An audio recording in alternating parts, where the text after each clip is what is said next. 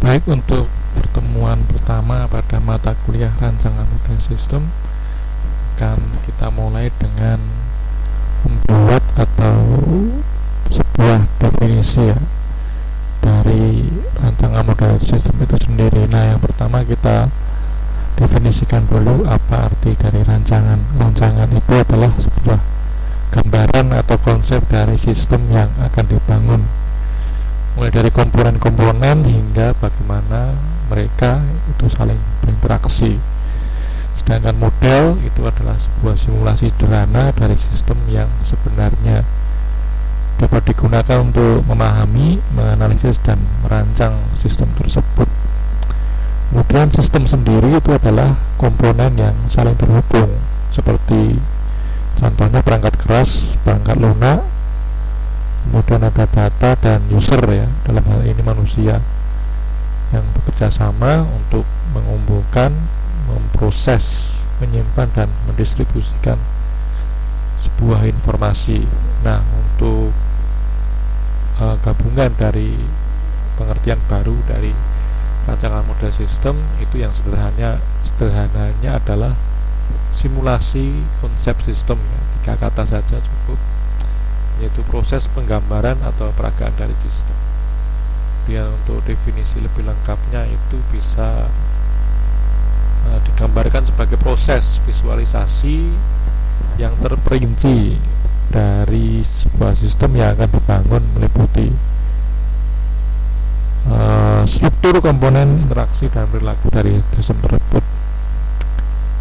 Sedangkan tahapan dari rancangan model sistem meliputi analisis kebutuhan sistem, yaitu pemahaman dengan apa yang ingin dicapai dari sebuah sistem, kemudian ada perancangan komponen, kemudian ada interaksi, menentukan bagaimana komponen-komponen tersebut saling berinteraksi, ada evaluasi, menilai apakah model dirancang sesuai dengan kebutuhan atau tujuannya. Kemudian tujuan dari rancangan model sistem adalah sebagai berikut. Pertama, memudahkan pemahaman. Model yang baik dapat membantu semua pihak yang terlibat dalam proyek untuk memahami sistem secara menyeluruh. Kemudian dapat digunakan untuk mendeteksi kesalahan lebih awal. Dengan membuat model, kita dapat mengidentifikasi potensi masalah sebelum sistem dibangun secara fisik. Kemudian kita juga akan melihat kemudahan dari komunikasi ya. Model dapat menjadi sarana atau alat komunikasi yang efektif antara berbagai pihak yang terlibat dalam model, baik itu user maupun developer. Nah, sebagai dasar pengembang yang terakhir ini ya, melalui model dapat dilakukan evaluasi dan inovasi untuk membangun sistem yang lebih baik. Ini adalah sebuah ilustrasi ya.